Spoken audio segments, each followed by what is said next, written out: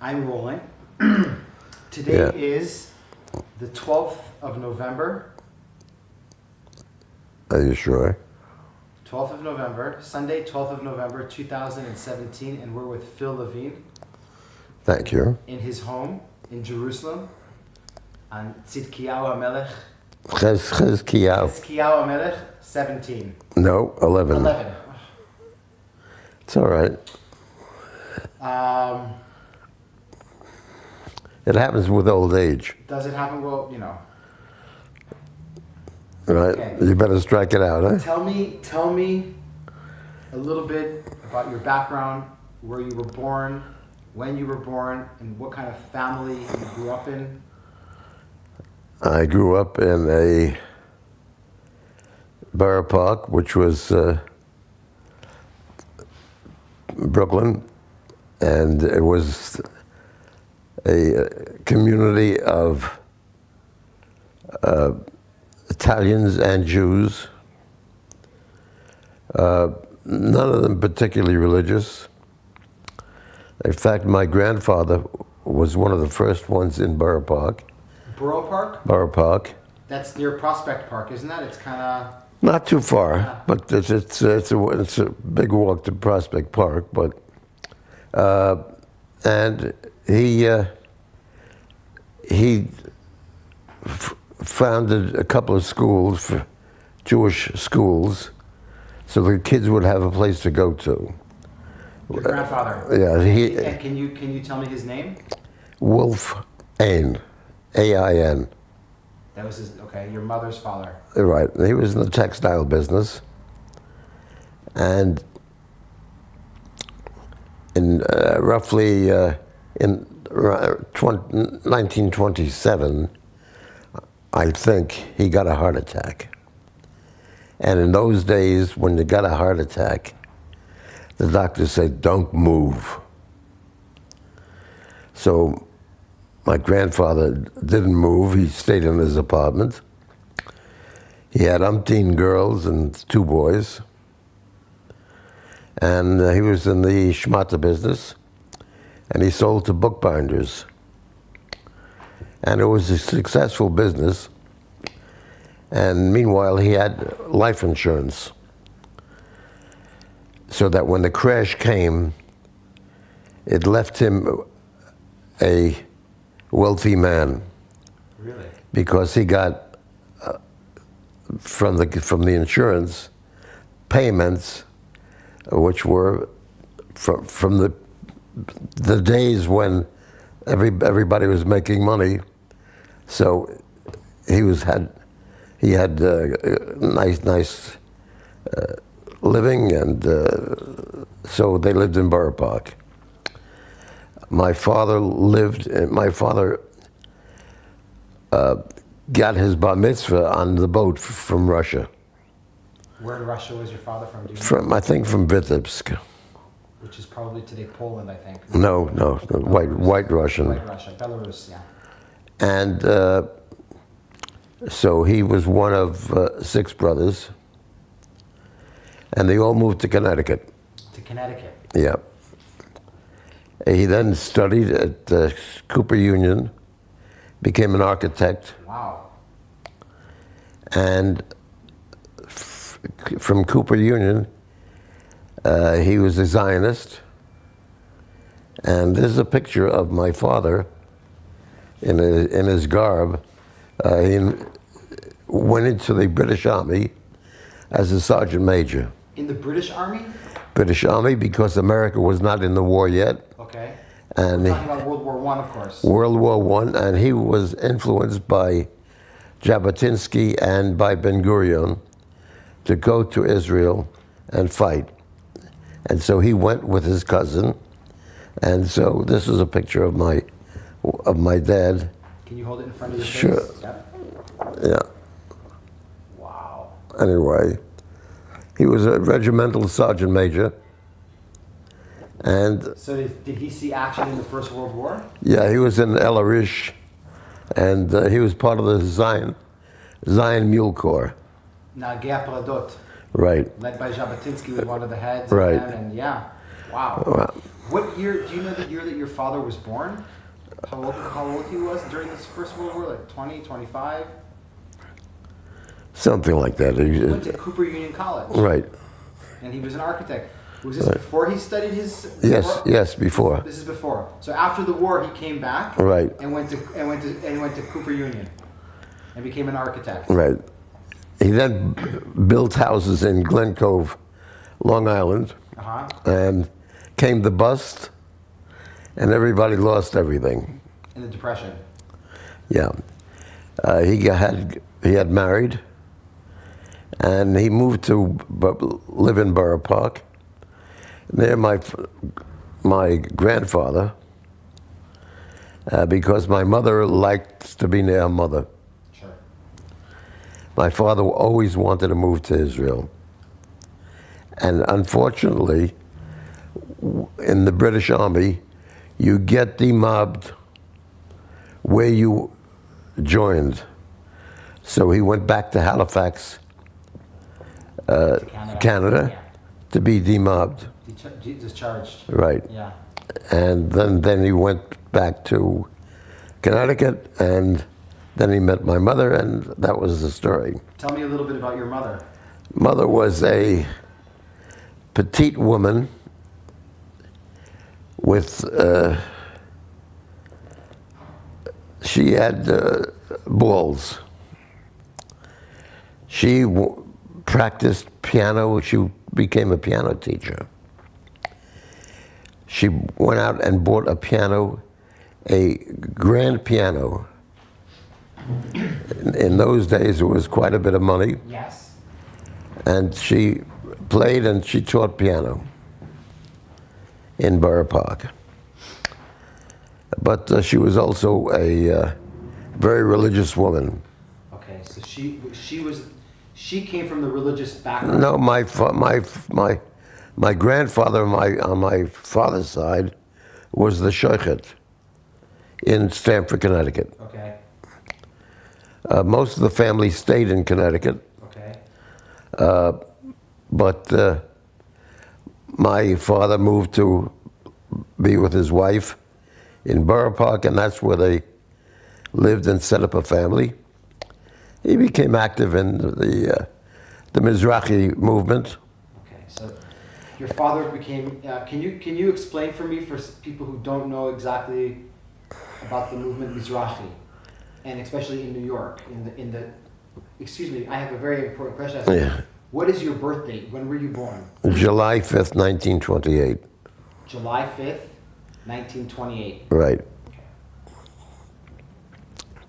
And so my father was, this was a small group that were in the Mizrahi, because most of Borough Park was not a particularly religious place. There was mostly Italians and Jews. Right, and the Jews that lived there were kind of wanting to kind of assimilate. Right, they American society. yeah, right, they had all assimilated. My father. This is hurts. Stop for a sec. Okay, so you were telling me about the Mizrahi movement and your father's. Yeah, he was active in the Mizrahi movement. It was a small group of Orthodox Jews. The community, the Orthodox community in Borough Park was a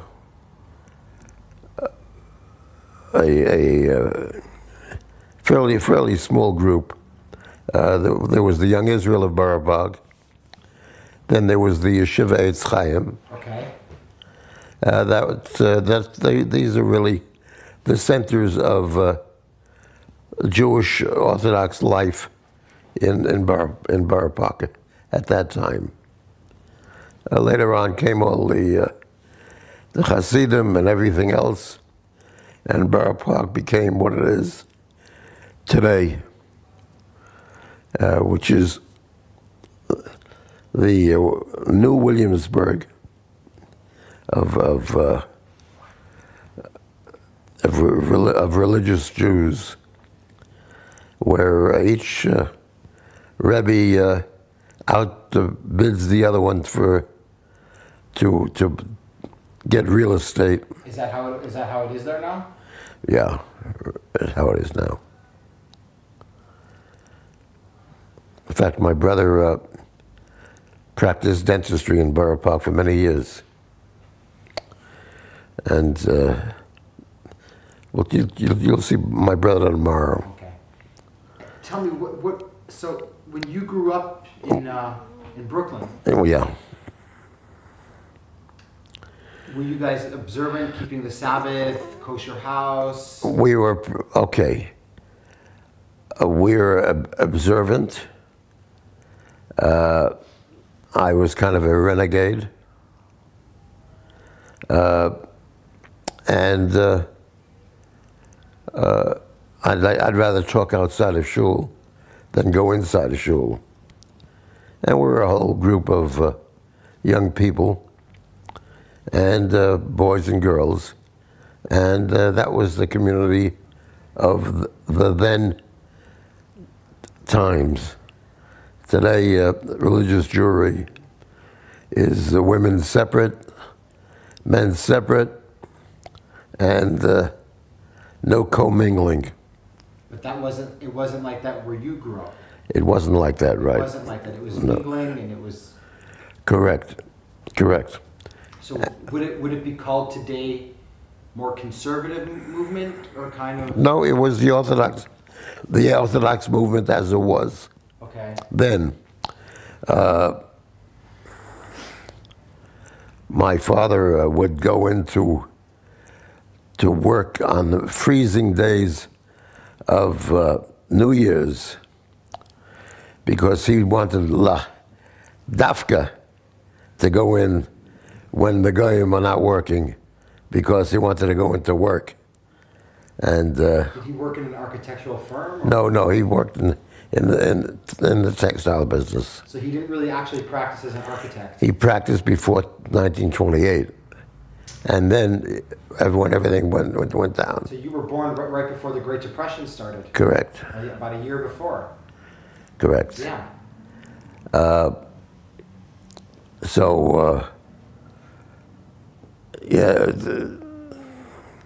He went into the schmata business. Which was his father-in-law's business? His father-in-law's business, but it was not like my father's, like my grandfather's. He was selling to people who made neckwear. Okay. And the tie, if you look at a necktie today, is composed of about minimum of 7 pieces, because everything is made on the bias and it has to give. So there's the outside portion and the short end, 2 different pieces which are sewn together. Then the linings, then the tipping of the ties. And all of these were made mostly around Allen Street on the east side. Allen Street. Right. And so my father sold a cotton fabric for the short end of the tie, Okay. because people were cutting edges to make money and to screw the public in terms of the quality. So in order to get these fabrics, he had to go to the mills. And he would go to the mills and he would finally beg them to sell him a bale of goods. And their terms were net 10 days. But he gave them the money beforehand. So they sold him a bale of seconds. Afterwards, he would come in, and I'd like 2 bales of the same thing. Finally, they wanted to fix this Jew, because these were all Goyim. Said, what do you do with this fabric? And he tells the story. I tell them that I sell it for tachlichim. Now, number one, they can't pronounce tachlichim, and they don't know what it is in the first place. Can you say tachlichim? Tachlichim. See, you're a Jew.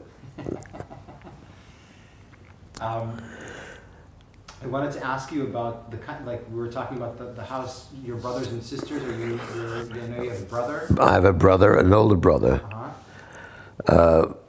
My older brother went to dental school. First he started dental school in Virginia, and then next year he went to NYU and finished at NYU. And I went to all kinds of schools, because I was a kind of wild at the time. Oh, were you? Were you? Are you the middle child, or you? I was the second child. So it's just you and your brother. My brother and myself. Okay. Then we lived next door to a fellow who was the head of the chen, of the kfutza of the Shomer Hadati. Shomer? Hadati. Shomer Hadati, I never heard of that. Can you explain? The Shomer Hadati was, for young people, it was a religious organization. It was before Mizrahi. Mizrahi was older people, and the Shomer Hadati, it was like Shomer Hatzair. Okay, but religious. So exactly. Were there socialistic values there? Right. So it was like religion and socialism together? Yeah, correct. And then the Rosh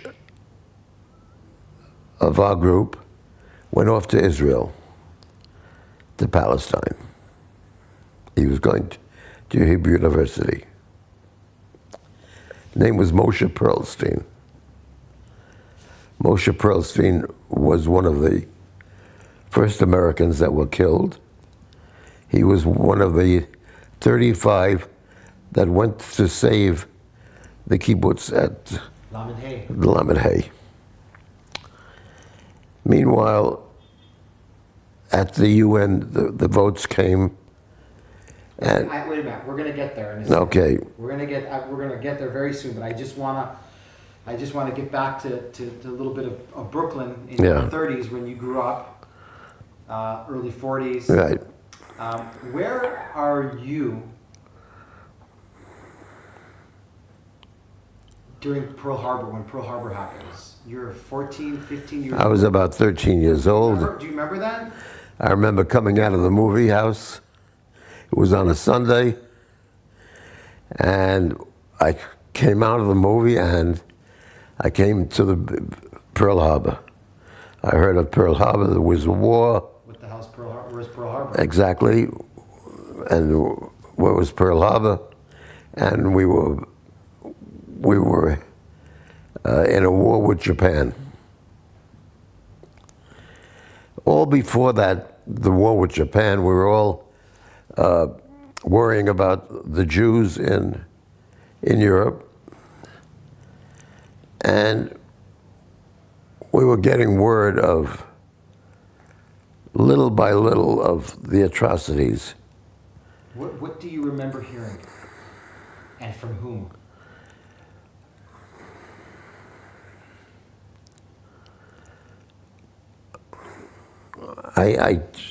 They were just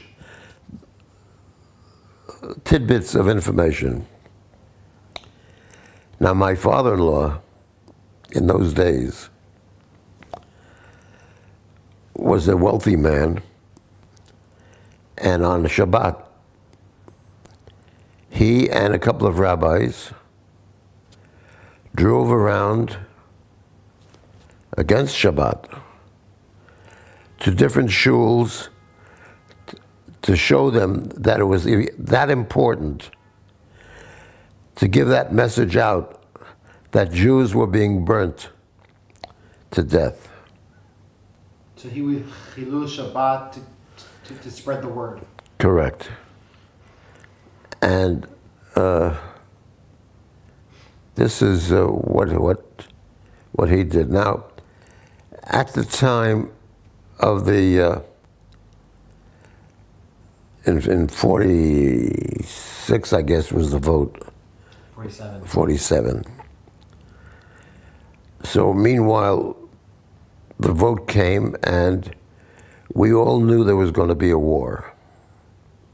How in 1947, you're 19 years old. 18. 18.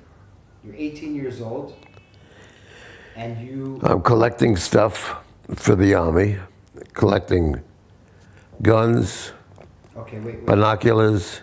Wait. Yeah. 1947, okay. Just before we get to 1947, I wanted to ask you, while you were growing up in Brooklyn, Yeah. you were active in a youth movement. Right.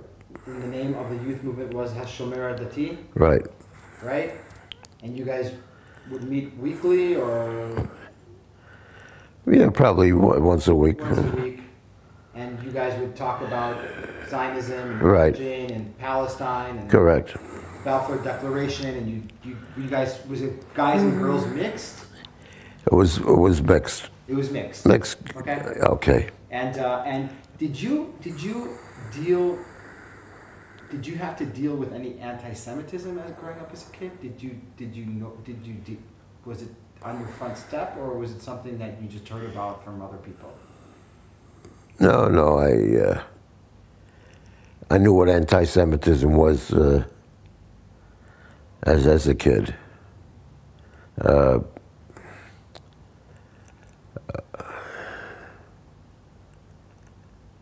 It's something we're born with. Born with as we know about it, or born with as we experience it? Know about it and experience it. Did you experience it as a child, as Yeah. a kid? Yeah. I went to, well, one of the schools that I went to was a military school. Because I was a real bandit. Okay. And so my parents sent me off to Connecticut for a term in a military school. And there I didn't eat anything which was not kosher, which was in itself awkward. And I was known as the Jew boy.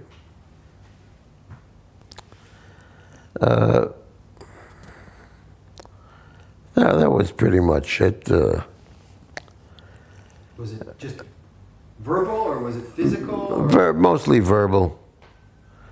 Very little physical, because I was able to handle myself. And then we're into the stage of college. Right. Well, so you finished. I'm about to start college. Do you know what you want to study, or are you completely wild? No, I always used to work for my father in his business, in the textile business. And I would handle the cutting and laying up of textiles. And so I wanted to go into something similar, because we didn't have a pot to pee in. So depression hit you guys hard? Yeah. So meanwhile, we're collecting stuff. Meanwhile, I also felt... Wait a minute. I want to get over to... before we get to that, by the way, were you, just out of curiosity, were you a Yankees, Dodgers, or Giants fan? Dodgers. Ebbets Field? You used to go to Ebbets Field? Very rarely, but yeah, that was home for me. Brooklyn Dodgers. Yeah. My mother too. So the war ends in 1945. Yeah. and the truth comes out about the Holocaust. Right.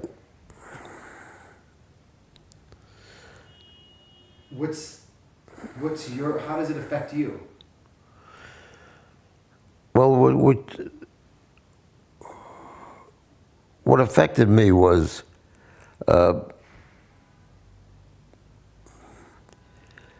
reading about the camps which were where the Jews were being put into these DP camps,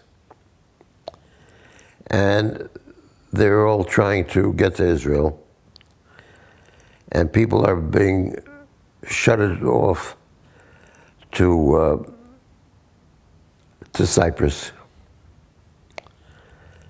and we see in the very near future a war. And I got tired of trying to just get stuff to send. I felt that I had to go do something. Okay, so tell me about your activity of sending stuff from the States to Palestine. Who organized it? What did you guys do? It was organized through the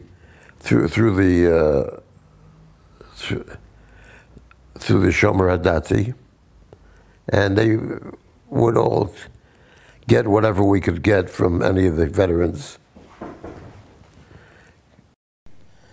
How are we doing? Not bad. We're doing good? Okay, you're gonna look at me right here. Yeah. Very good. Okay, so where are we at? I'll tell you exactly where we're at. Borough Park. No, we started talking about after the war. Okay. And you're starting to collect binoculars. Binoculars, guns, uniforms, whatever we could. Where would you get guns? A guy coming back from overseas. You knock on people's doors and you had a list of people? No. There are all kinds of guns which there were P-38s. There were U.S. Army guns. Guns that guys took as souvenirs and realized it's a better place to send it to Israel than to storage it in their home. Right. So Shomer Hadati would give you lists of people to go to? No, people who volunteered came to us. Came to you? Came to us, listen, I got some stuff maybe you could use. I got some stuff for my uniform people can maybe use. I decided it really wasn't enough. So I heard of a place in New York, around 28th Street on Broadway, which was the Rosen Tours, which had land and labor that were getting people that were signing up people that want to go to Israel. So I went down to land and labor. Land and labor? Yeah. Was it like a tour group or? It was it was a company, tour company, but it was also a front. So I went down there and they said, well, okay, look, you're eligible. You have to go for a physical. They send you to a doctor. And then, meanwhile, you have to apply for a passport. You have to tell them that you're going to France. You're going on a tour. So I did that and took my physical. What year is this? 1948. 48? 48. Do you remember roughly It was the beginning of 48, probably January. 48? January. You're 20 years old. No, 19. You're 19.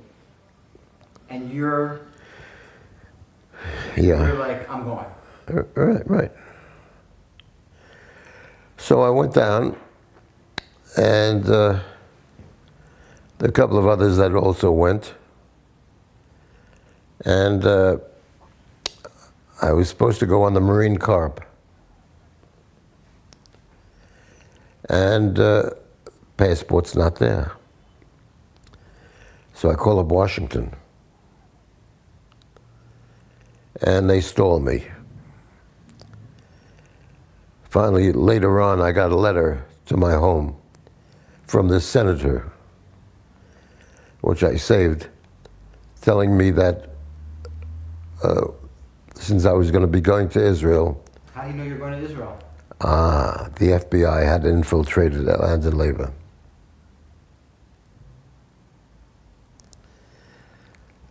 So I wasn't going to get a passport. It was my luck that I didn't get a passport. Why?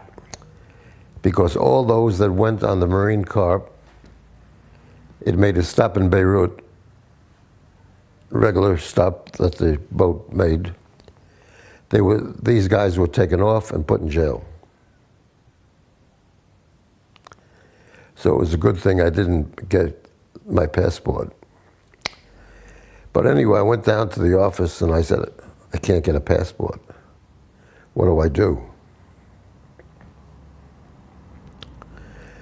They said, look, if you want to work on a ship, we'll give you an address, Pier 22 in Brooklyn. Go down to Pier 22 and tell them that you're there and you're working on the ship. Now, this was a ship that was built in 1895. It was built as a yacht for President Teddy Roosevelt. And so that's where I met Stanley Berger. Stanley Cook also couldn't get a passport. So the FBI infiltrated your group and like it was... Yeah. They had infiltrated Land and Labor. Land and Labor was infiltrated by the FBI. Correct. Do you know who these people were, or you never... No, I didn't know. So But, you don't have a passport, you go down to Pier 22 in Brooklyn. right. And I'm working on a ship. What are you doing on the ship? I'm an able-bodied seaman. We were roughly 32 crew members. We're working to load up the ship with food, with fuel. It's a ship that was sold for scrap, and it had originally 2 boilers.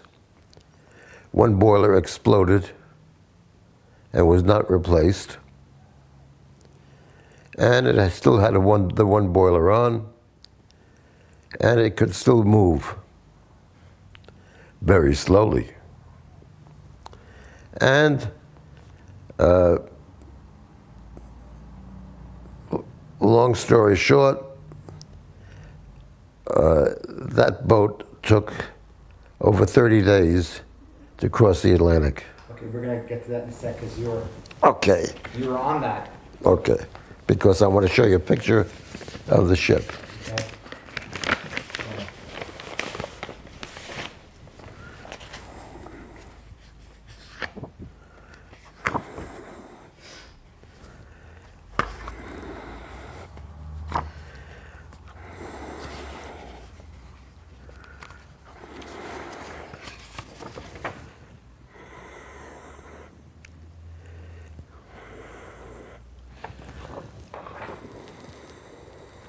Can you hold it up in front of you? Then one second, I want to look for another one besides.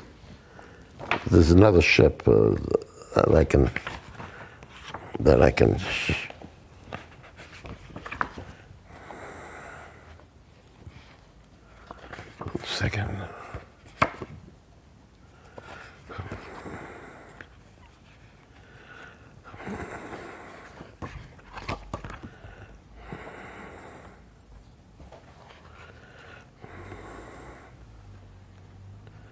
And what was the name of this boat? The name of the boat was Mala. Originally, the name of the boat was the Mayflower.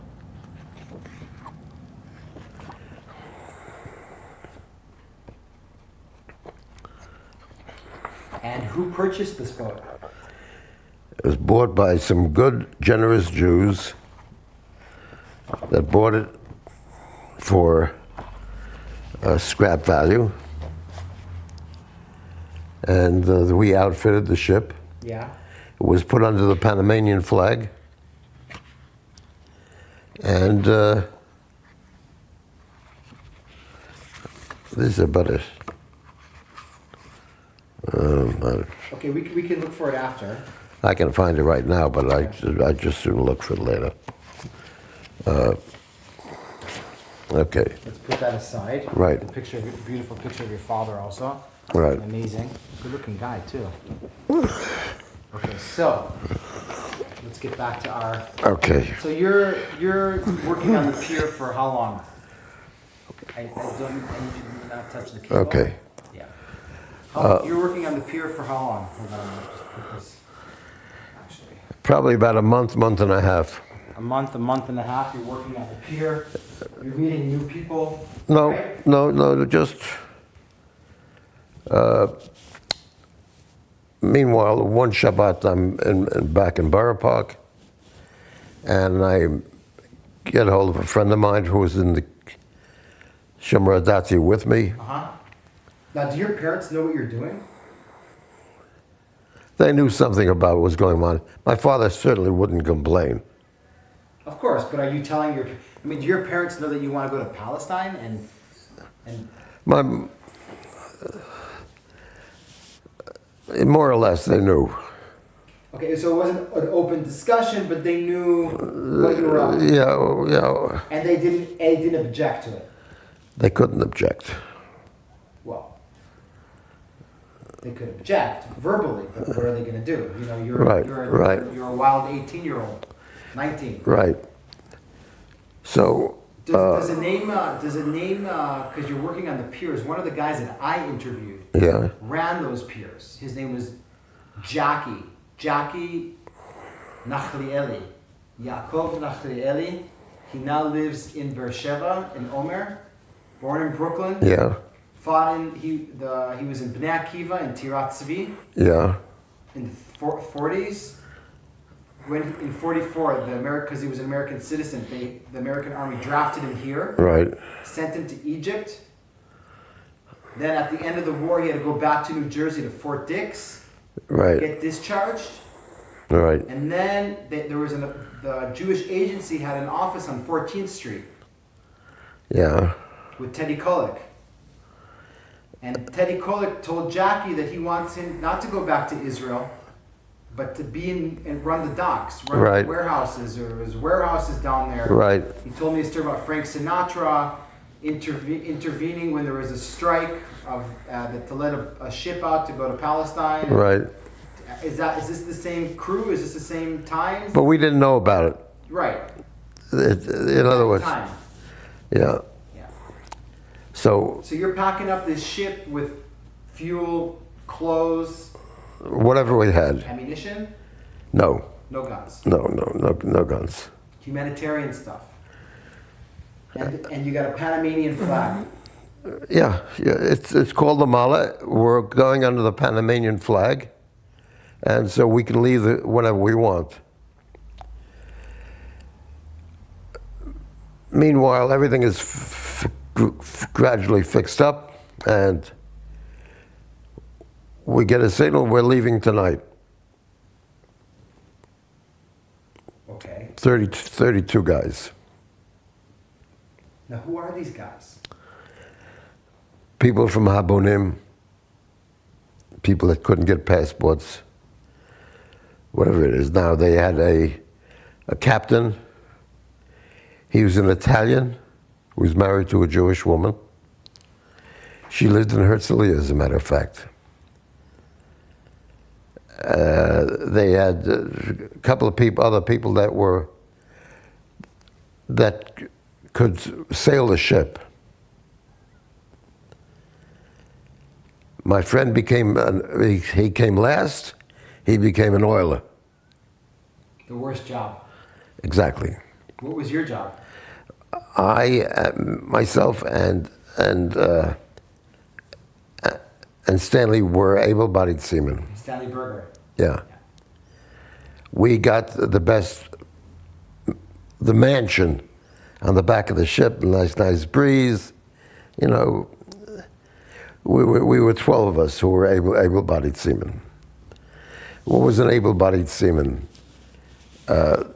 Each shift is 4 hours. An hour and 20 minutes on the bridge.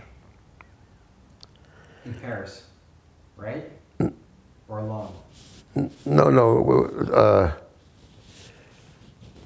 There was one on lookout, one in the front of the ship, make sure we didn't hit anything, and one on the wheel. The steering of the ship was the old antiquated way, where everything was cables. We would steer the ship based upon the setting that the captain would give us. He would shoot the sun, or the moon, whatever he's shooting at night.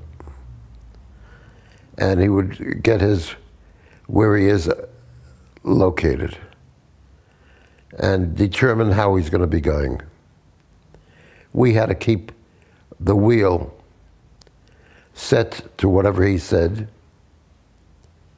and of course we're always fighting the sea. Sure.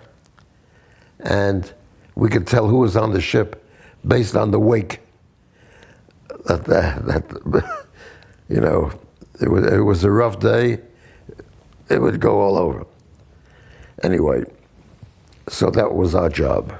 Now, so before you leave New York, and correct me if I'm mistaken, you're leaving illegally. You don't have a passport. No, doesn't matter. I'm not leaving illegally because I'm a crew member. I'm a crew member on the ship. So? I can leave. You can leave. No problem. Right. Now, do you remember saying goodbye to your mother and father? No. No, we were going. We left. So you didn't say goodbye? No. You just... Left. left. So you sail from Brooklyn, from the New York harbor. That was the interesting thing. Okay. We left at night. And as soon as you're out past Ambrose's Light, That's on Montauk, right? Like Long Island. it's 12 miles out. The edge of, yeah, okay. 12 miles out. It's called Ambrose Light. Once we're out past that, all of a sudden the ship broke down. The first time. Because that first time was one of many, many breakdowns. And so we had to see where the shaft was broken, and it was our muzzle that was right at the back tail end of the ship, which is the worst place to go on a ship, certainly when you're brand new to a boat, because that's where you get sick as a dog. And so we tightened whatever it was, the steerage there, and went back up, and we're moving. So we're moving, and we're continuing on. And that was just a symbol of what's going to be. Every day, and there's some days that we were just floundering around until we got the ship working. One day,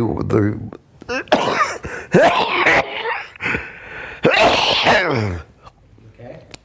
One day the boilers broke down.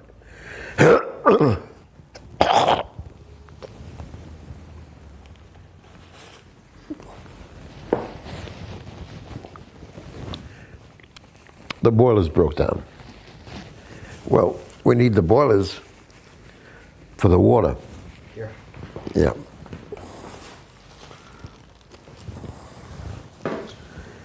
Because the boiler's making... Have a seat.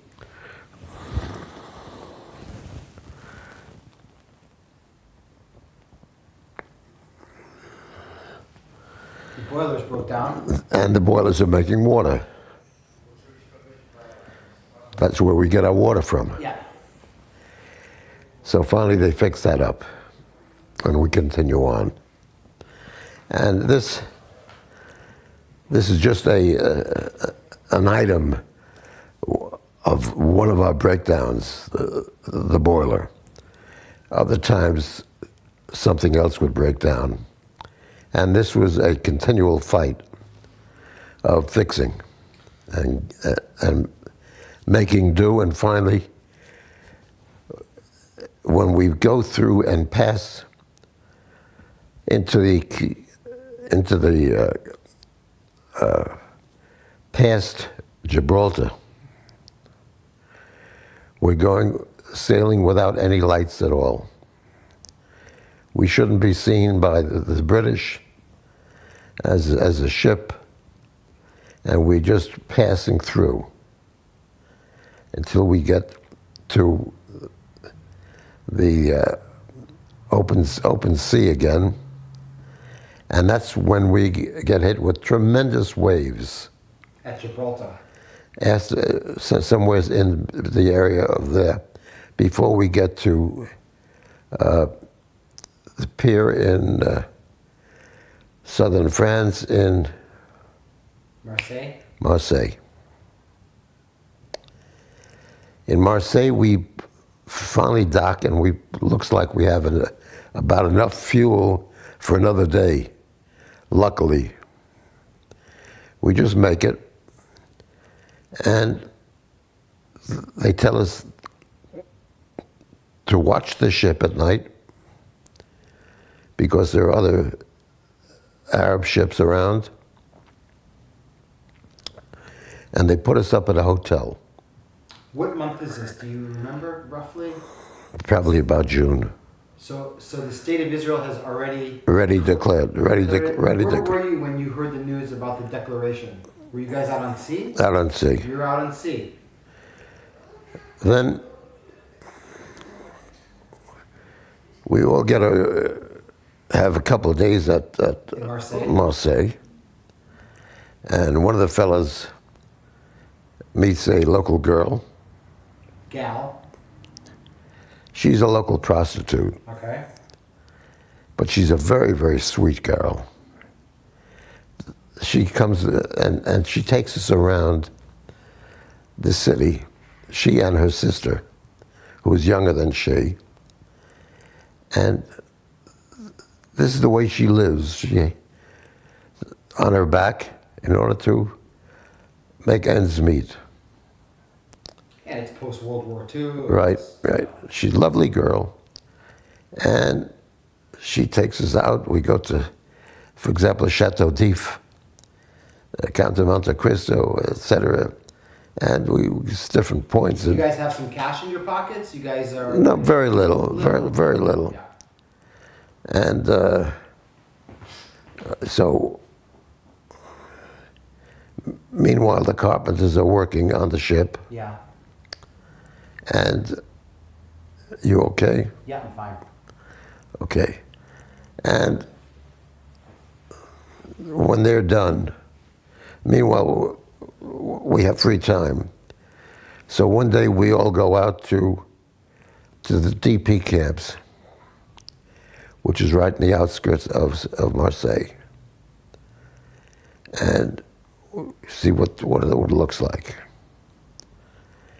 And then we went back to the ship, and then we reboarded the ship, and the carpenters had built the places where people could sleep, the decks, and they had some other construction. They had built a huge wooden platform on the top of the ship.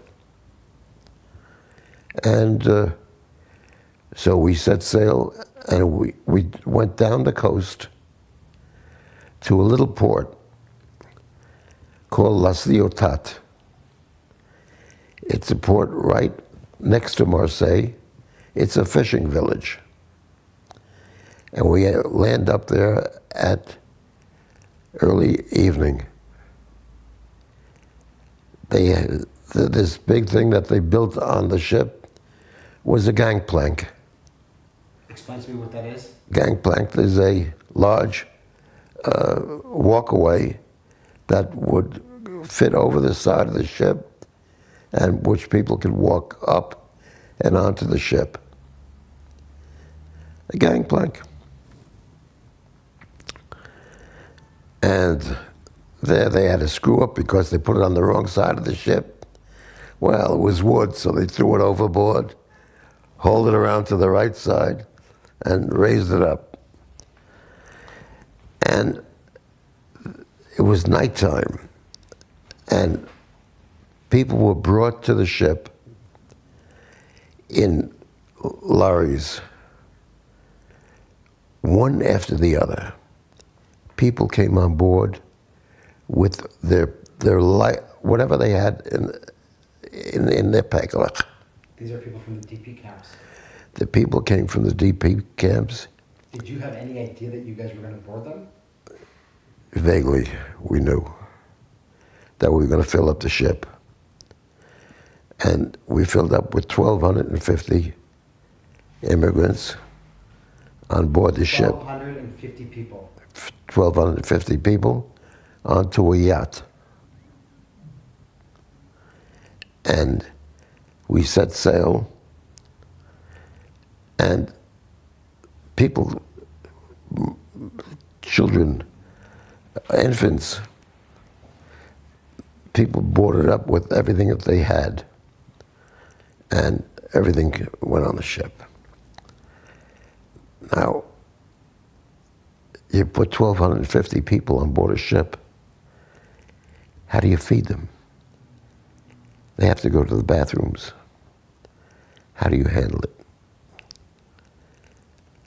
The bathrooms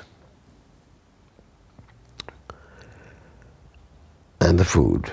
So the food, they had big, big pots. And they would put in whatever they had, beans, meat, if they had, and made a big broth. And this is what people ate. Water, everybody was allowed 2 liters of water a day. Imagine 2 soda bottles. And the bathrooms, they built over the side of the ship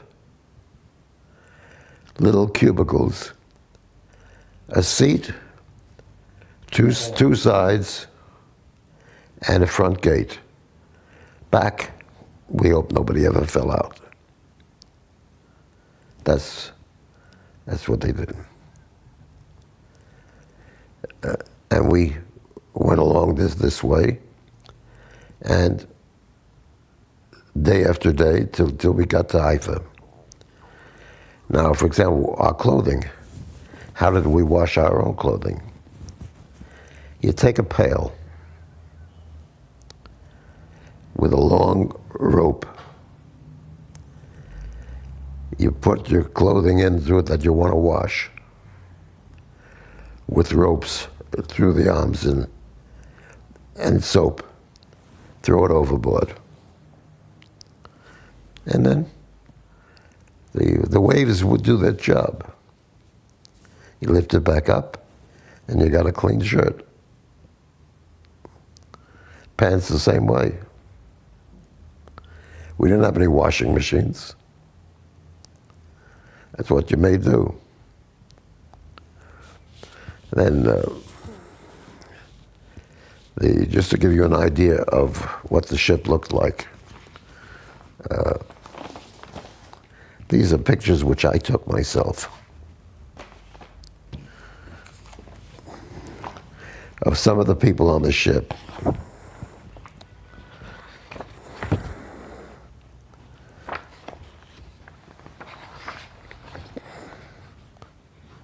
Can you hold it? Can you hold that up? One second, I have a whole batch of them.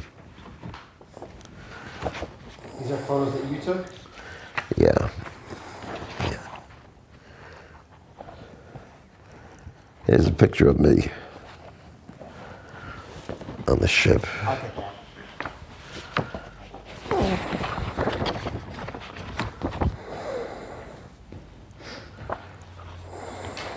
Here you go.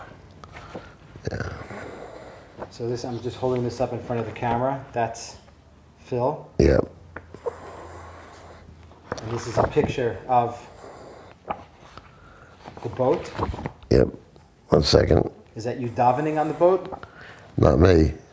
1 second, 1 second. Actually, what I'm going to do after we're done, I'm going to take inserts of these pictures. So tell me about your interaction and your first meeting with these deep people who survived the Holocaust. Yeah, these are better shots. Here, let's see. Okay, I'm going to take close-ups of these after. Okay? Let's put this back down here. Tell me about your interaction and meeting with these people from the DP camps. Very few of them knew English. Right. One fellow I became very friendly with.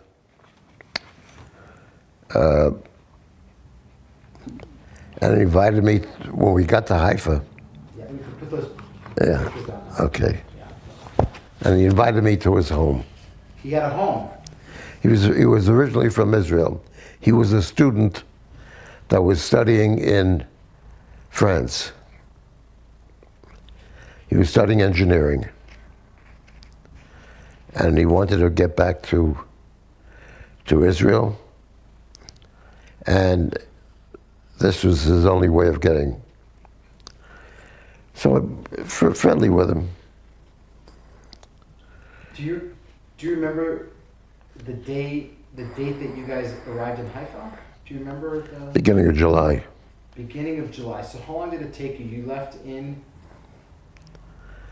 How long was the whole voyage from Brooklyn to Haifa? Probably 3 months. 3 months.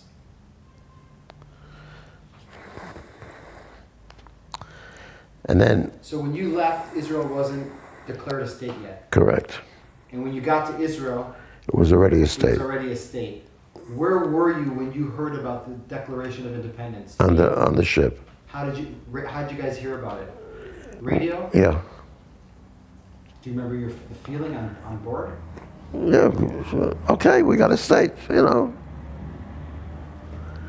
But we wished we were there. And you know that the war is on. Correct. Now you guys make it to Haifa. Right. Then we get bombed. Huh? As soon as we got to Haifa, we were bombed. Tell me, please explain that to me. The Iraqis sent over planes, and they, from a very high altitude, they bombed the port of Haifa. In fact, I was on one of the other ships that were in port at the same time. And the sirens go off. There's no place to go to. So we hear bombs dropping and quiet. Turns out that they hit a couple of the warehouses, and that was it. The total bombing of Haifa. Then Stanley and I got off the ship, and we hitched a ride to Petach Tikva.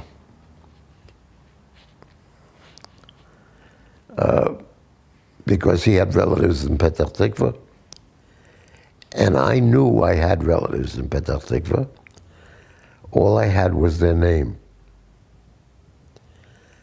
I didn't know any address or anything. So you think all the ship members dispersed by Everybody again, yeah. The guys from Habonim went to kibbutz. I think it was Manara or thereabouts in the Galil. And the others some went into the army. Some made another trip. Les made another trip. He was the oiler. Stanley and I got off the ship, and we got to Petach Tikva. And those days, the Petach Tikva was a small little shtetl. And in the middle is when you come into Petach Tikva, there's the entrance way. Is the what? The entrance way. There's a statue of sorts. So he knew where he was going. He was going to visit the family called Maklis, which was an attorney that had moved to Israel many years before. But I was going to a family, and I only had the name. No address, no nothing. So I said, I'm trying to think of the name now. I had it in my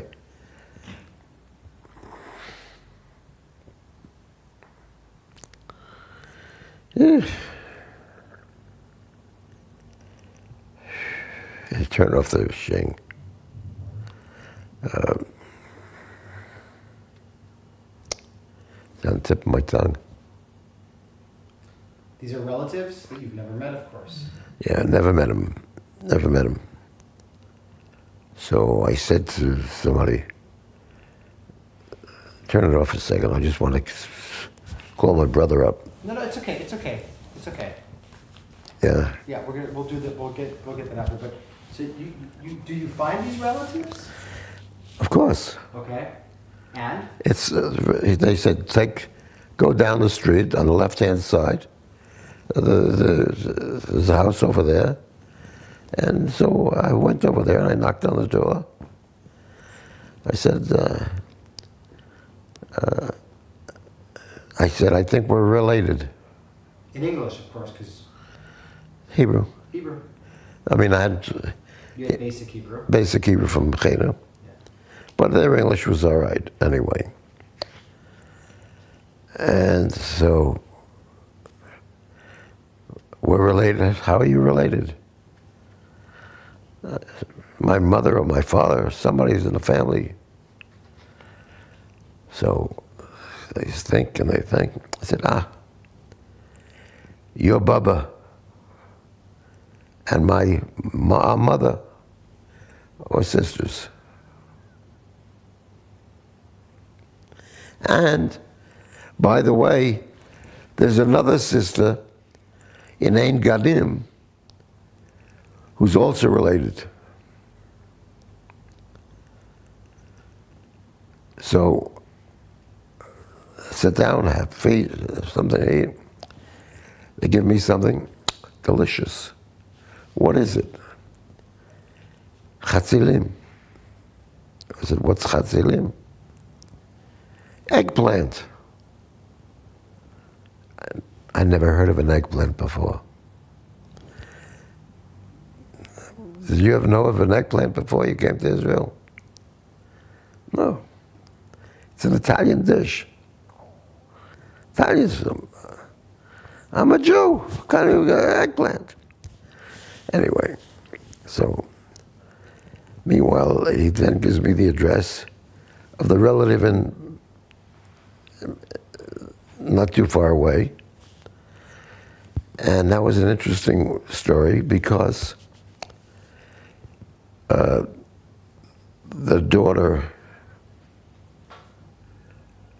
daughter-in-law was married to her son. Okay. And he was one of those that disappeared from the Palmach that were going to Tripoli to bomb the port. It's a well-known story, an old story. And there's this young boy, Yiftach. So he said, I'm going to make a rimonim. I knew rimonim is a tree. No. Rimonim is a different word. Yes, it means grenades. Grenade, right. So tell me, He then became a pilot. What's his name? Spectre. Spectre, what Spectre? First name? I think Yiftach. Yiftach Spectre.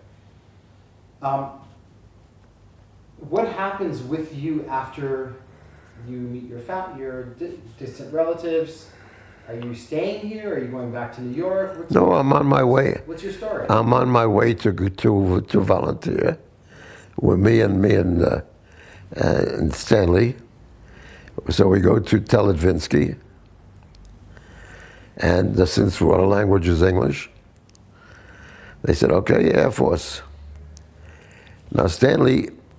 Tell me where Teledvinsky is. It's on the outskirts of... it's an old British airfield. Where? On the outskirts of probably where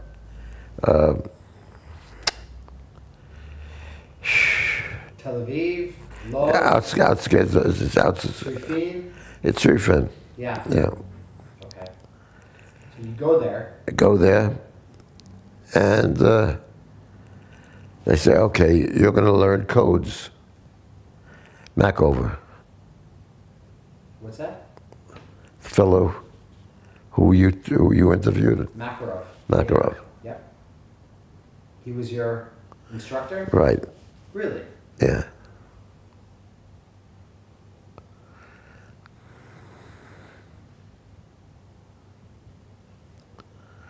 Interesting guy. Very interesting guy.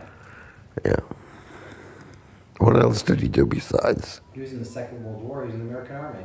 Yeah.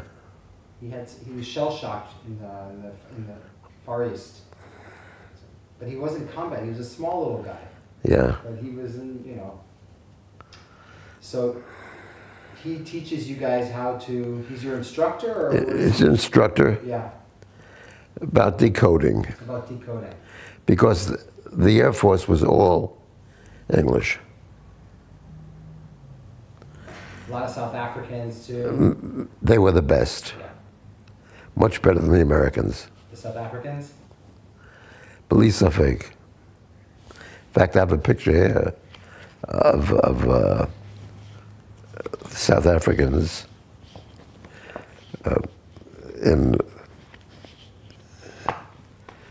it's a unit called Shachayot HaNegev. Tapperson. David was in the...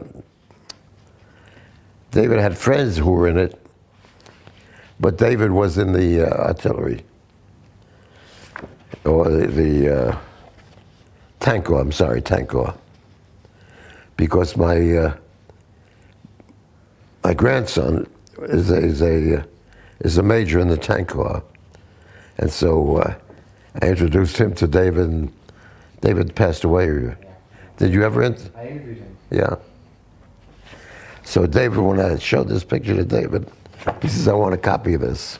Okay, this is another picture that we're going to take. What is this picture? Can you just tell me? Chayot HaNegev. So this is like the commandos. Yeah. But Tapperson was a part of this group at the end because he AWOL'd. Yeah. He AWOL'd from the tank. Right.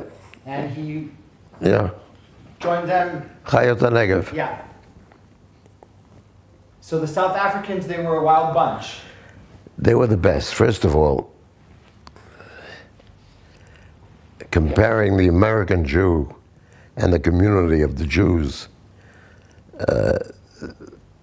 versus the South African community, I mean, there's no comparison. I mean, we were a mass. There should have been thousands upon thousands of us there. Altogether, we're about 2,500, 30,000 people in Machal. Most of them were South African. A goodly part of them was South African. Yeah. But the South Africans stayed. A lot of them stayed, yeah. Well, that's what I want to get back to. With you, so you do this course, you're assigned into the Israeli Air Force as a decoder. Right? So there's... With Stanley Berger. No, Stanley was assigned to Weitzman. He was doing radar. Weitzman Institute, or like Weitzman? Right, the Weitzman Institute. Okay. And he was doing radar, rebuilding radar sets. Right. And what were you doing? Okay, I was doing decoding. Okay, explain to me. Decoding was that since everything was in code of flights, where they're going and what they're doing, everything is sent out in codes. And so we were using one-time pads and using them for making a five-letter words and into decode. So they sent me, the first place they sent me to was Revivim. Revivim, okay, down south. It's the furthest point down south you can get to. How do I get there? Well, you take an airplane, because we were all cut off at that point, because of the army was cut off by Nasser. Not by Nasser, but by the Egyptians. Nasser, yeah. Yeah. Nasser was the general then. Yeah. Yeah. And so therefore, we'll fly you down, and then you'll find your way down. Okay. I'm young. I don't know this, you know. So I get a hitch in a Jeep. Somebody's going down there. And we take a long Jeep ride and to Revivim. Revivim, what that time was a kibbutz that was made, that they wanted to see if they could grow tomatoes in the desert. Little did I know that the Air Force there had a girl who's Morse code and me, and we couldn't use the base because the Egyptians were on the other side. So nothing for me to do. So meanwhile, it's hot as hell, middle of July. So they said, well, you can do at least shmirah. Guard duty. I said, okay. He said, when do you want? I said, I'd like to do shmirah at night, because I wanted to sleep in the big cave during the day. That's how hot it was. Yeah, in fact, I have a picture of the entrance to the cave. In Revivim? In Revivim, and what Revivim looked like at that time. This is the entrance to the cave. Can you hold it in front of you? Yeah. So I can. Okay, I'm going to take a picture. We're going to take a picture of this after. Okay. And here's a picture of the of the building. This was, what was this building? Revivim. That's it. That's it.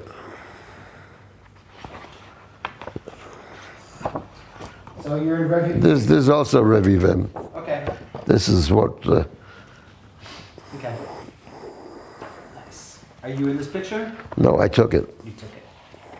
Tell me about Revivim. You're doing guard duty there. The Egyptians are what? 300 meters from you? No, it's no further away, but it's. You're in the front line. Yeah, and. Is that front quiet while you're there? No. Okay. No, it wasn't quiet. Every night, they would move in a unit, a howitzer. Let's put those down. Yeah, one second. I'm just trying to see what pictures are here. Okay, they would move in a howitzer. They're moving what? A gun, big gun. Yeah. And shoot a couple of shells out. Okay. To give the impression that we can bombard them. Because the next day, they moved it to Tzelim. They moved what to Tzelim? The gun. The Egyptians? No, our gun. Okay, your gun. So you guys were firing on them. No, we were firing on them. And the next day they would move it to a different moshav. And to another one. And then just rotate it, but you only had one. Yeah. Yeah. To give the impression that... That we had guns. Right. Which is not true. You might think so. Yeah. So, meanwhile, finally when they realized that we had nothing to do there, so they sent me orders to go to Derot and Ruchama. Kibbutz Ruchama. Derot first and then Ruchama. It's Derot? Yeah, Kibbutz Derot. Okay. And then Ruchama, which is right nearby. Mm-hmm. Yeah. Because Ruchama had an airfield. An airfield, right, correct. Right. In fact, that's where I learned how to drive. Big, long span. I mean, New Yorkers don't drive, you know, it's like you take the subway. Right.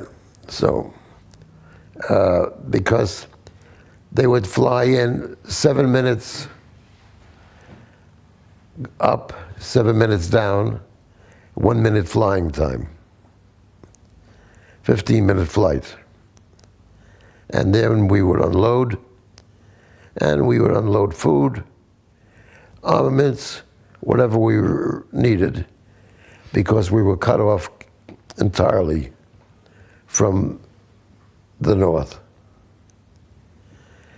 Until we got a notice that they had come to some kind of an armistice. And the British, not British, the Egyptians were going to be moving out. And so we would have no problem moving food and other things down to where we were. At the same time, we heard buzzing up overhead. And there was some fights, airplane fights, and that's when they knocked down 5 Egyptian planes with British pilots. Okay, I've heard about this story. Right. So British pilots were fighting with the Egyptians, basically. Right. Were you there when it happened, or were you... I was there in the ground. The ground, yeah, of course. On the ground. And these pilots they parachuted out, or they were killed? They were killed. They were killed. How is that possible? So the British... How is it possible? Possible. The British hated us. And we hated the British.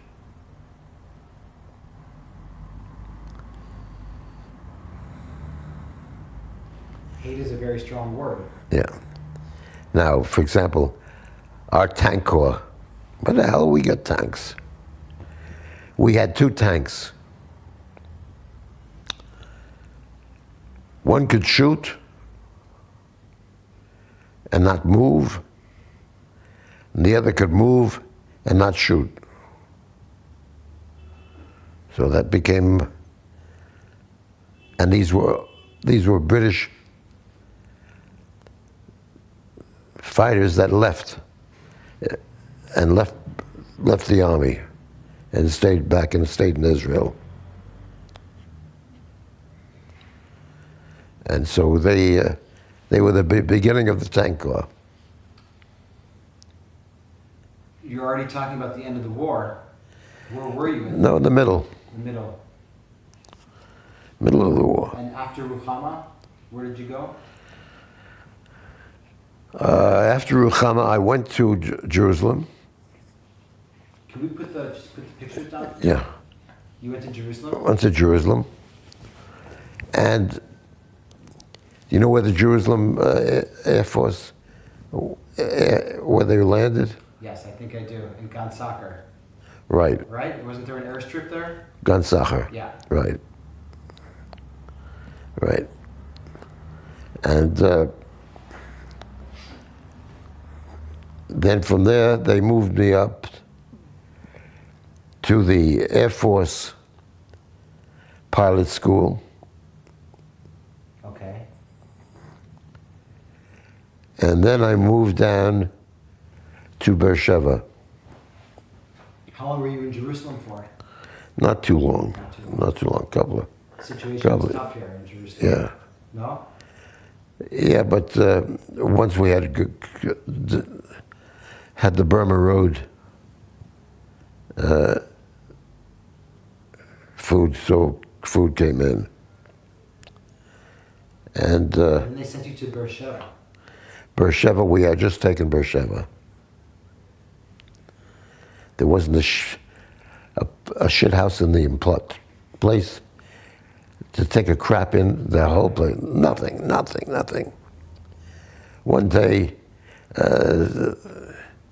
some Moroccan Jew brother got killed, and he went into where they were holding all the Egyptian prisoners, and threw in some hand grenades. Wow. Yeah. Were you there? I heard of it. I was there. Did you hear the explosion? No, but I knew of it. And did anybody die? Probably. They were Egyptians, though. Yes, but they're POWs. But they're entitled to die. Huh? They were entitled to die. They're entitled to die. Listen, that way they get how many beautiful brides waiting for them.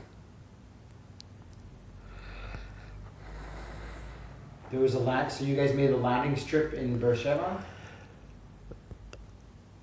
No, the landing strip was outside of Beersheba. Okay.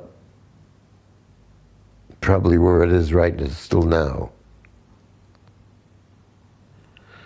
How long were you in Beersheba for? A couple of months, and then I got a good case of jaundice, and I ended up in the hospital in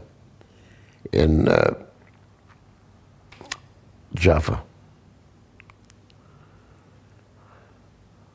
What did you have a case of? Jaundice. What's that? Yellow, something. Hepatitis. Yeah. Hepatitis. Right. Yeah. And are you how long are you in the hospital for? I don't know, probably about a week or two. I'm actually thinking about it right now. You arrived to Israel right during the Altalena. Correct. Right? Right before or after? I think right after. Right after. Right after. Was that a shock to you to hear about that incident when you just got here? That Jews fighting Jews and civil war almost breaking out? It disturbed me because I would have been in Lehi. What do you mean?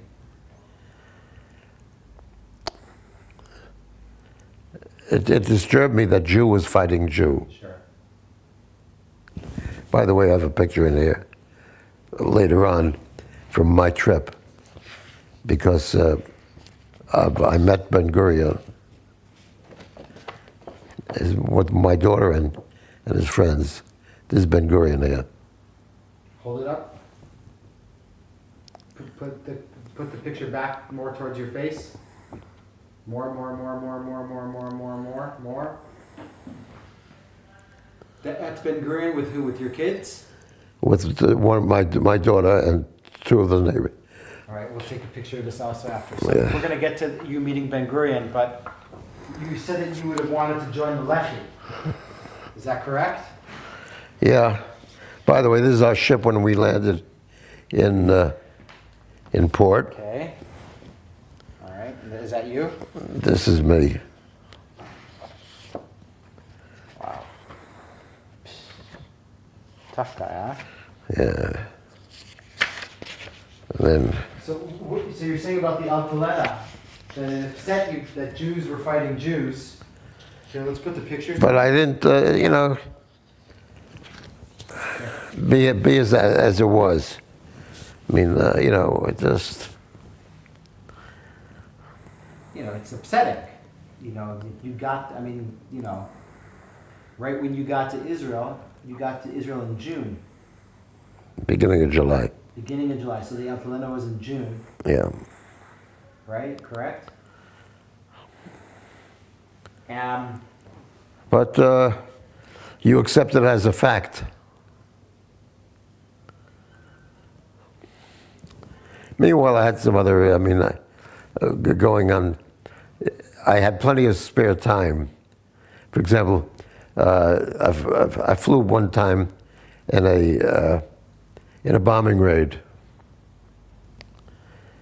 So they tied me into the three of us. They tied us into the back with the door open. And the bombs were laid out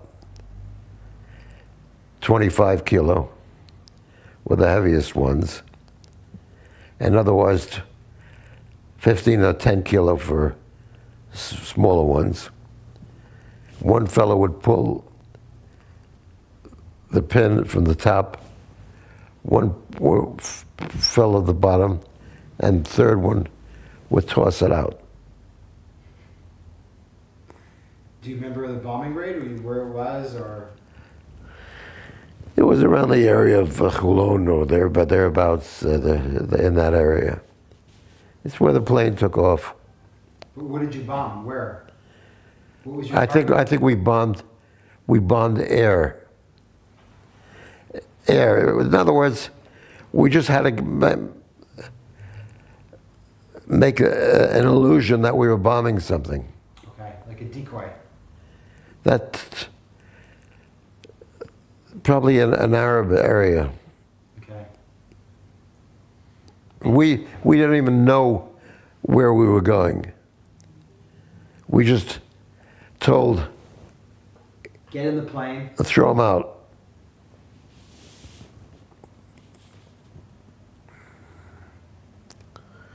That was, and then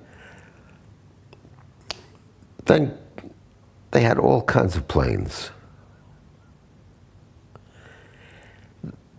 That was the DC-4, I think it's called. It's the workhorse. And, but then they would take any plane which they could get. Sure.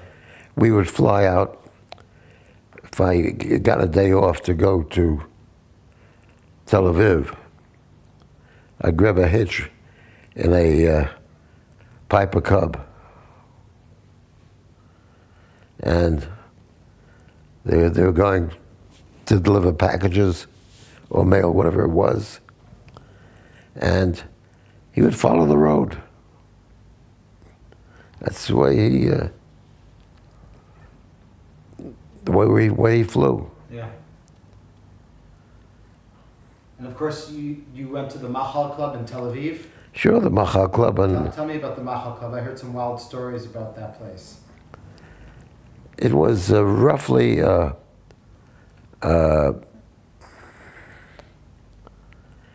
Sfat Hayam, one block in, roughly around where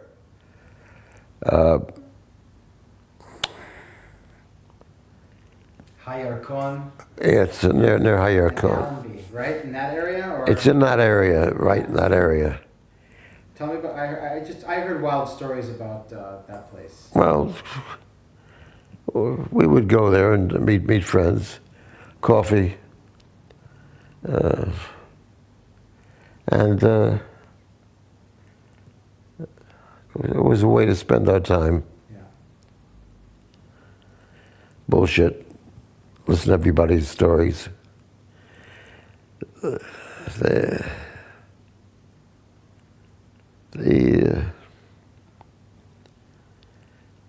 It was a wild time, and Israel at the time was like a lot is probably today. It's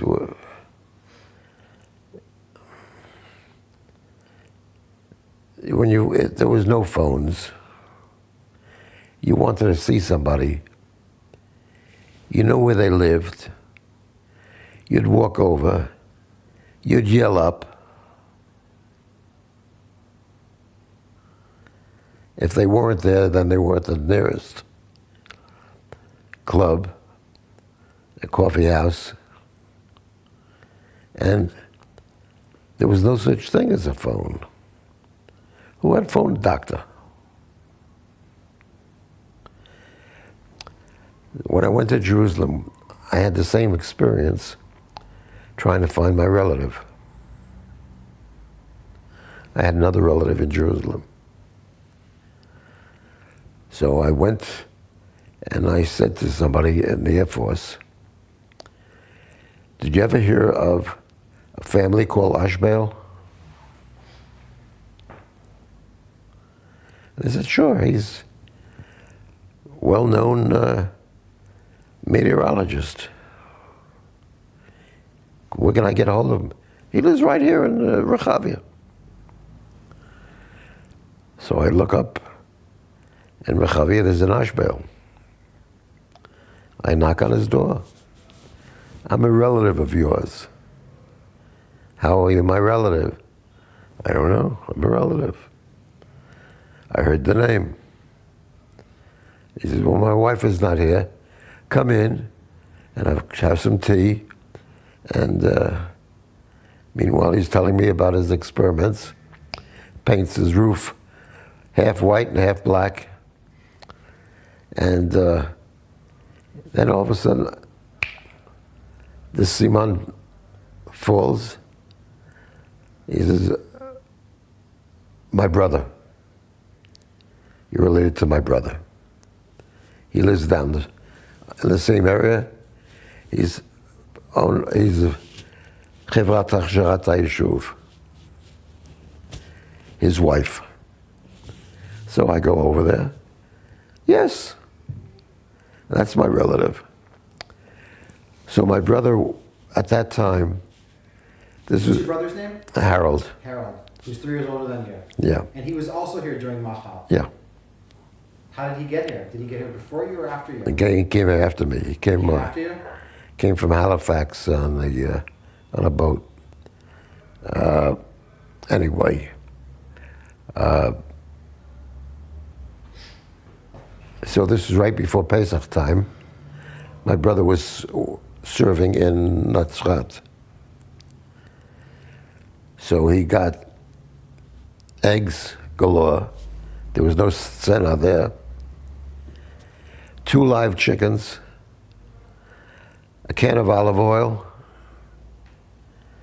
eggs and everything else, and oranges on the way. And we're there for Pesach. He took the two birds out of this. He has a mobile dental clinic that he drives. So it takes the birds out of they were taking them to the sheichet, and with the ash bales, we had a grand Pesach. His daughter was in the army also at the same time. Where are you at the end of the war? At the end of the war, I go to Haifa.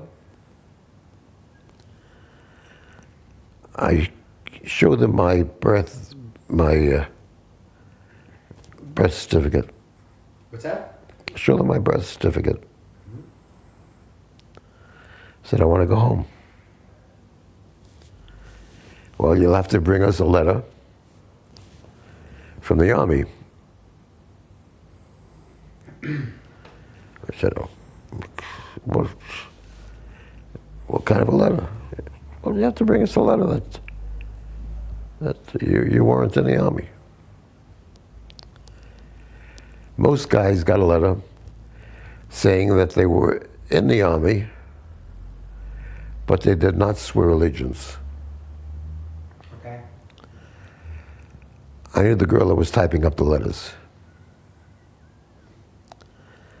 I said, do me a favor, please. Type up the same letter, but type it that Philip Levine was not in the army and did not swear allegiance. People don't read their letters.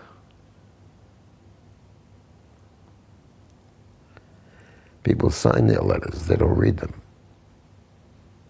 And? So that's what I got. I got a letter. Philip Levine was not in the army, did not swear allegiance.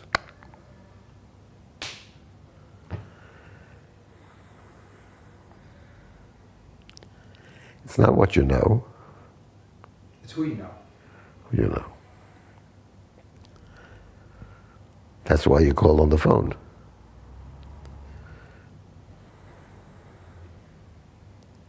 So you go back to New York?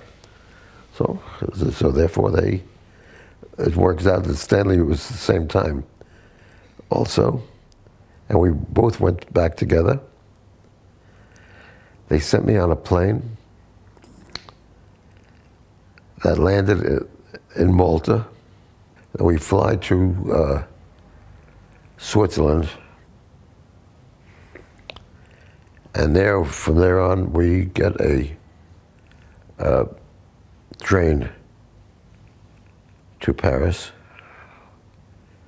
and then Paris we were given tickets on the Queen Elizabeth, and we're back to New York. On a boat. And the whole time you were with Stanley going back? Yeah. Yeah, so you guys came together and left together. Right. We stayed, we've kept in touch all the time. Sure. In fact, when he passed away, I went to the funeral, and I made it a point to go to his family in the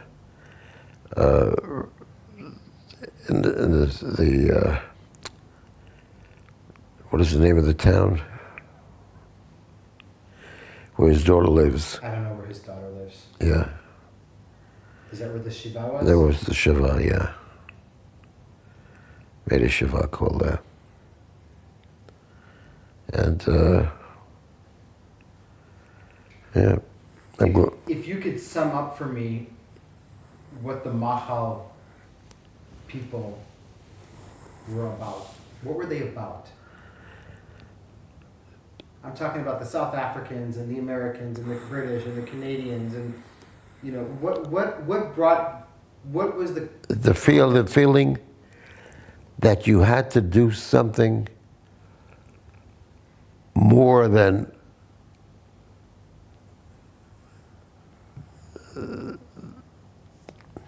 you could do. You had to be part of it. You had to be feeling that you did something. You just by putting your life in the same package as all the other Jews that should be there. That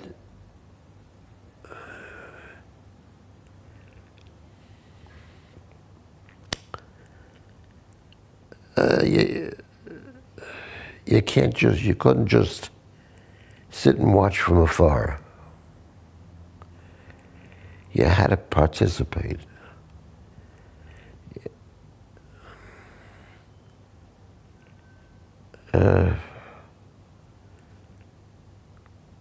That's why my brother came too. He had to be part of it. And my father, the same way. Exactly. He had to be part of it. And he did that in the First World War. Yeah. And afterwards, I made trips here. There's the picture with my daughter with Ben-Gurion. Yeah. Ben-Gurion came to the States to pay a visit. And all the machalniks were told he was coming. And everybody was told not to bring children. So I brought my daughter because somebody had to give flowers, right? Makubal.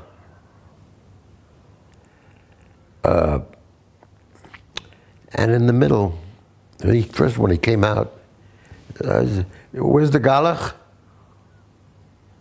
The galach means the pastor, the guy. Okay. And he's not here.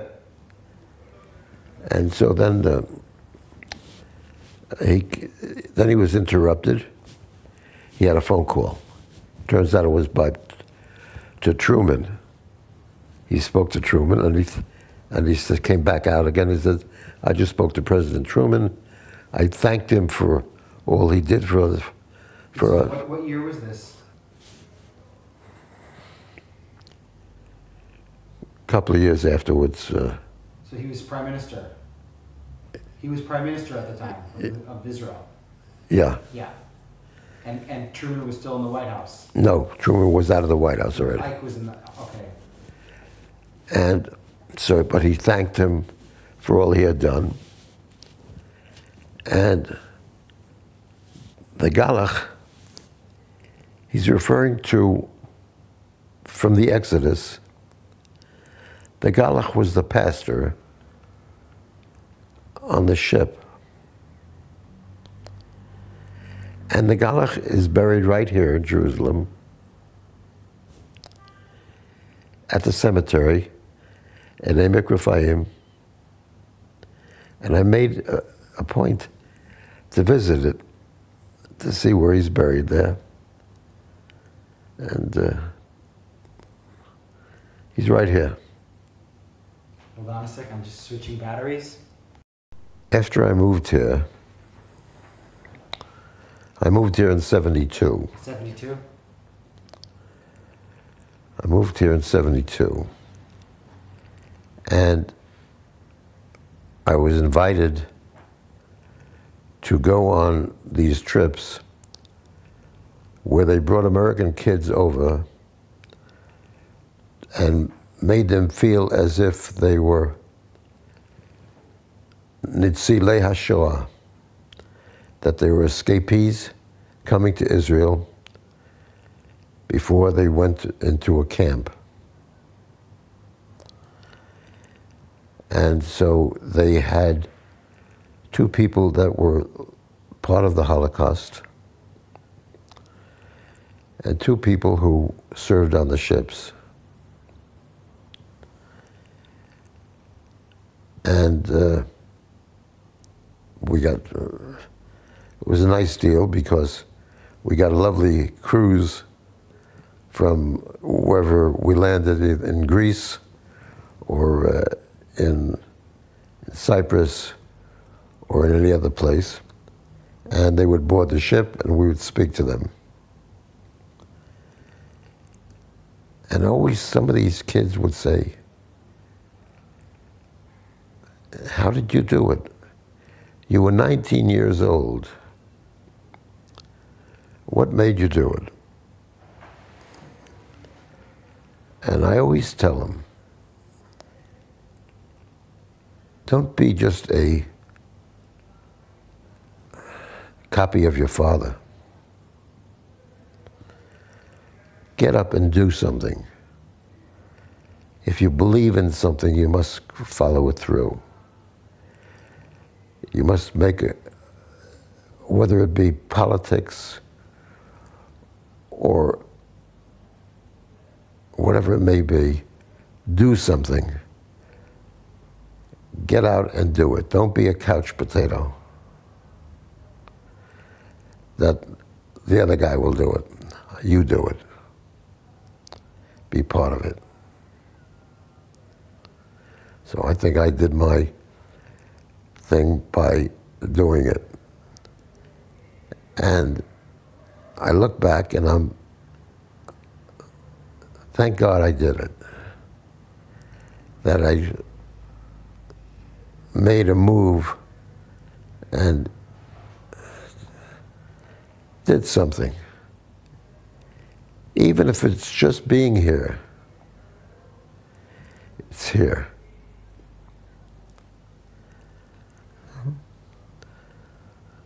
Meanwhile, I met people like Bourgie. Yes. I met his father. Tell me about. You met Chaim Weizmann,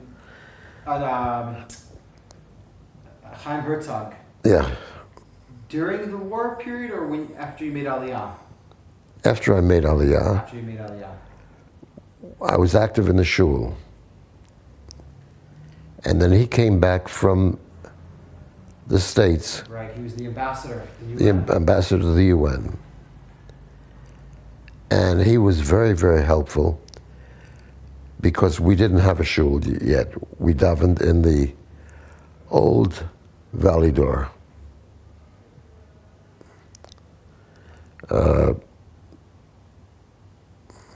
And then he brought in funds, and others brought in.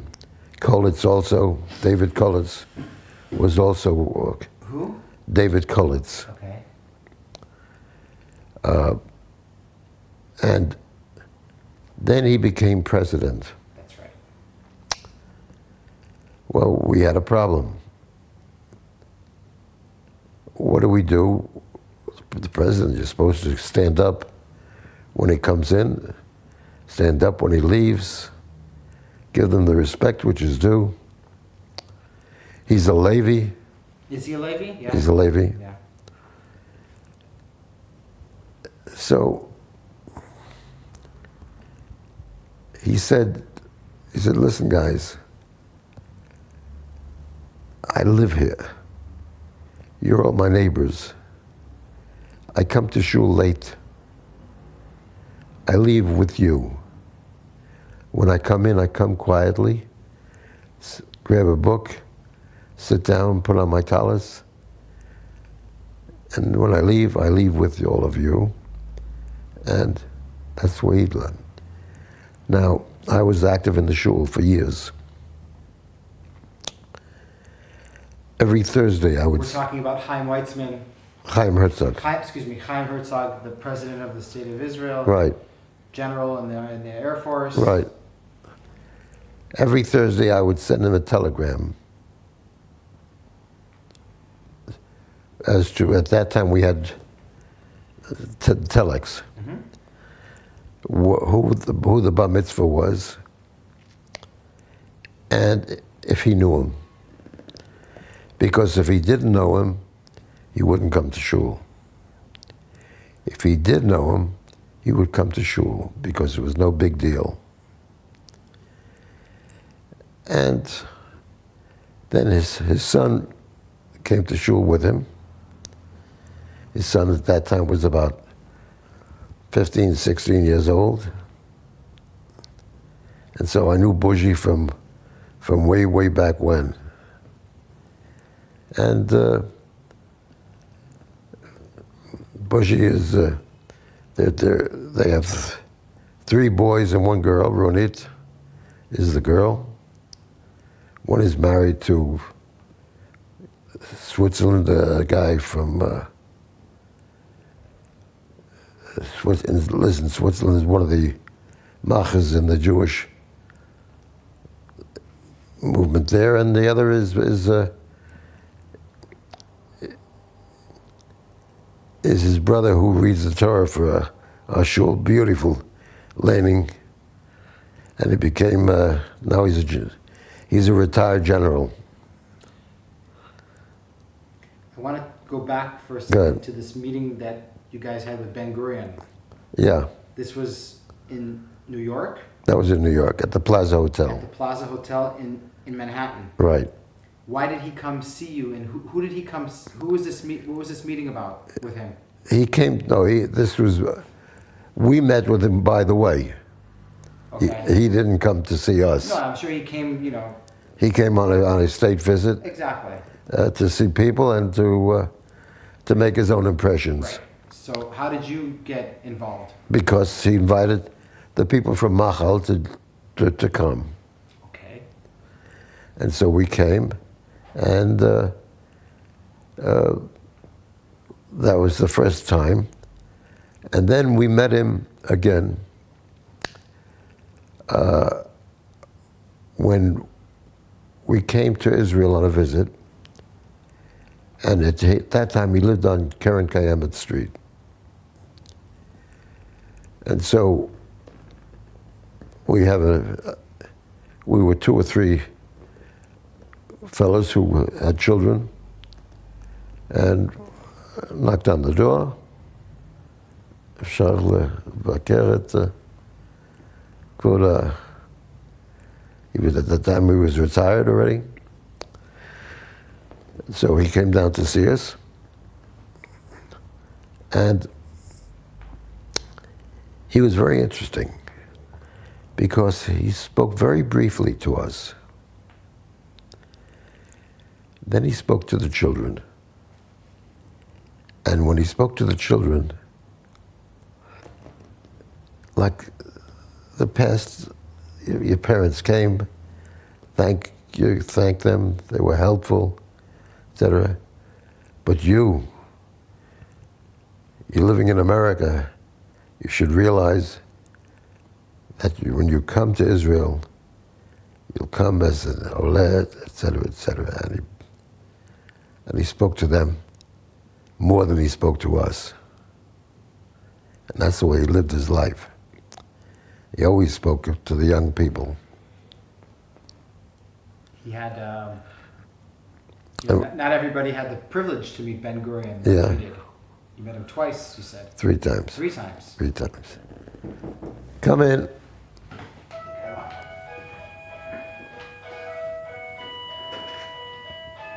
שלום, אני צריך את העיתון שלי היום, יום שישי. אני יכול לקבל אותו? Jerusalem Post? Yeah.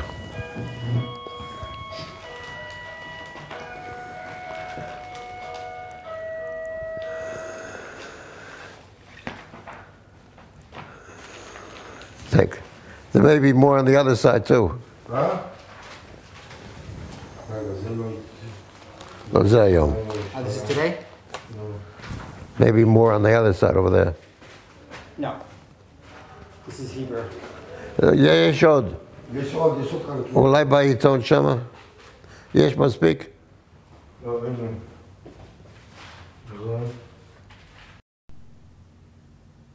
All right. How you doing? All right. Yeah? Look at my hand. 5 fingers. 5 fingers. 5 on the other side too. Exactly. So tell me, you go back to the United States after you served in the Machal here. Right. And you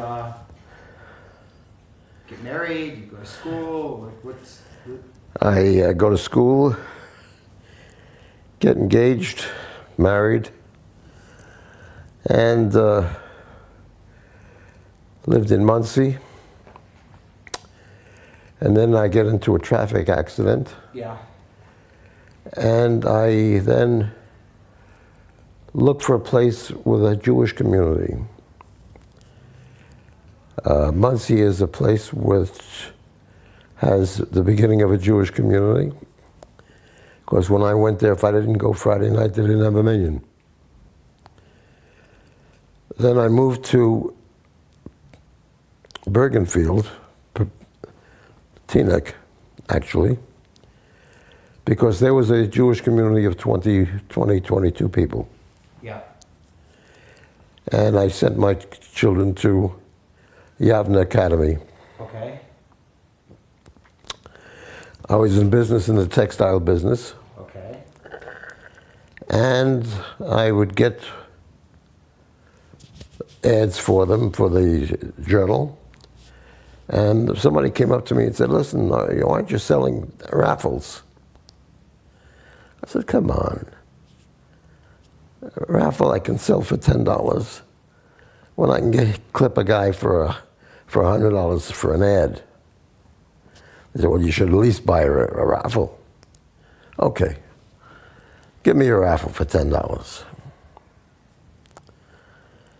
Then I don't like to speak in front of people. It gives me anyway.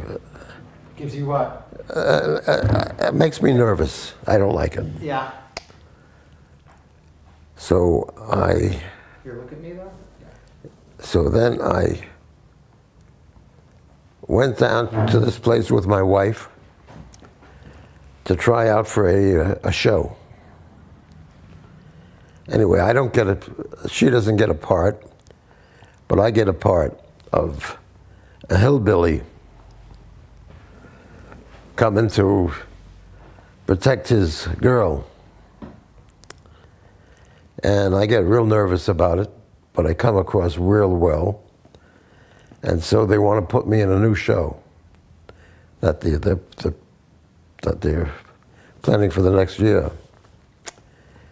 So I go to the first meeting and I get a phone call. Phil, you won the raffle. I said, I did? What is it for? He said, it was a trip to Europe. 10-day trip to Europe.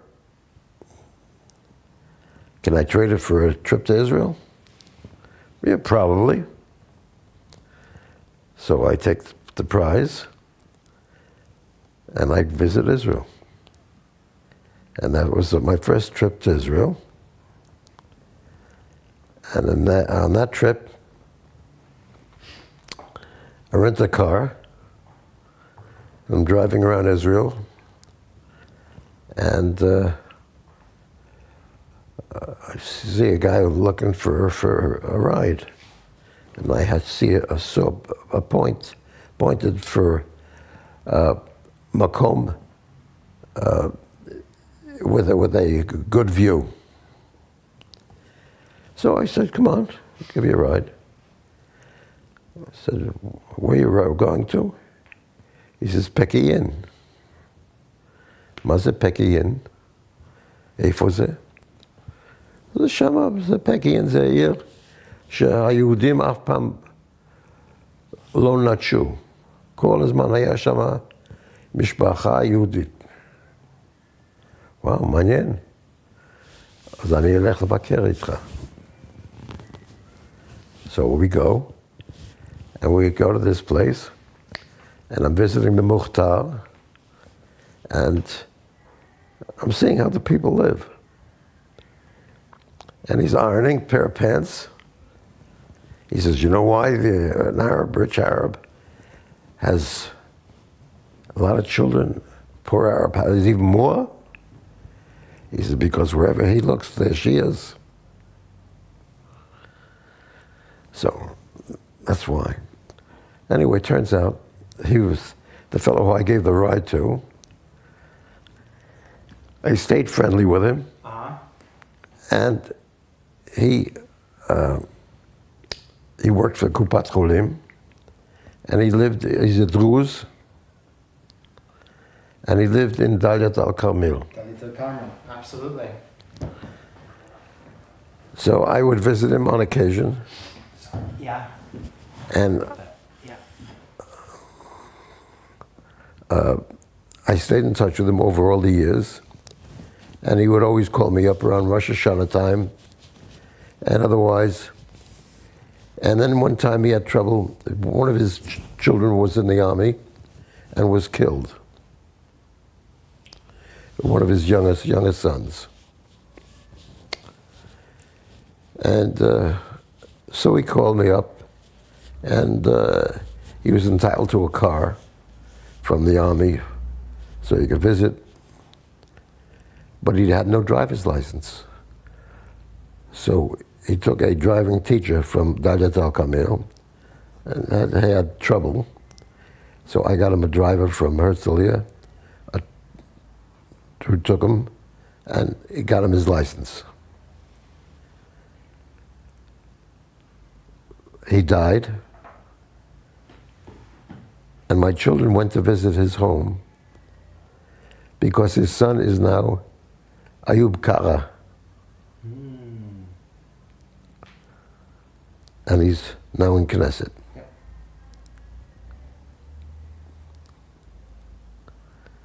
So I stayed in touch with Ayub Kara because when I came to his house, this boy came out with a little a ken for holding birds. And he wanted to give it to one of my daughters who was visiting with me. And I said, no, thank you very much. We can't take it with us, but we thank him. Anyway, this was the boy who became the minister for Israel. It's nice meeting people like that. Tell me, Phil, before we wrap up here, is there anything that we missed that you would like to talk about, or is there anything that I missed, or anything that you feel that we didn't mention, or? Well, show you some of the pictures of. Yeah, we'll do the pictures now. But besides that, is there anything else? Look.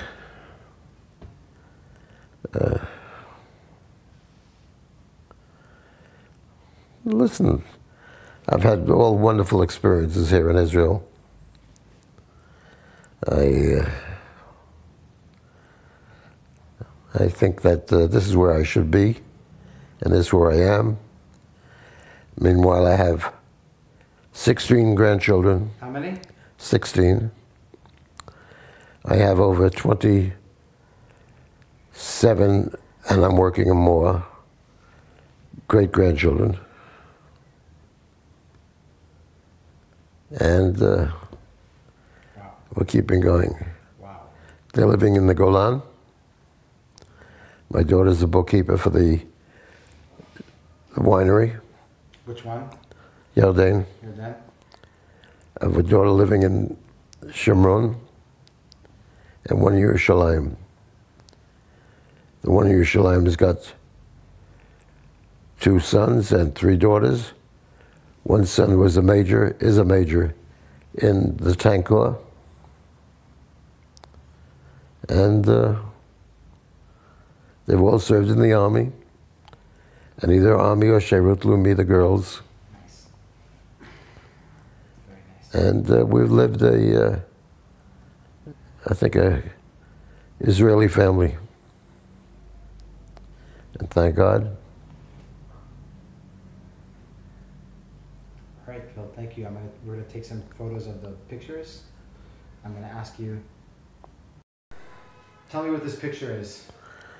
That's myself standing in Kibbutz Dorot, 1948, 19 years old.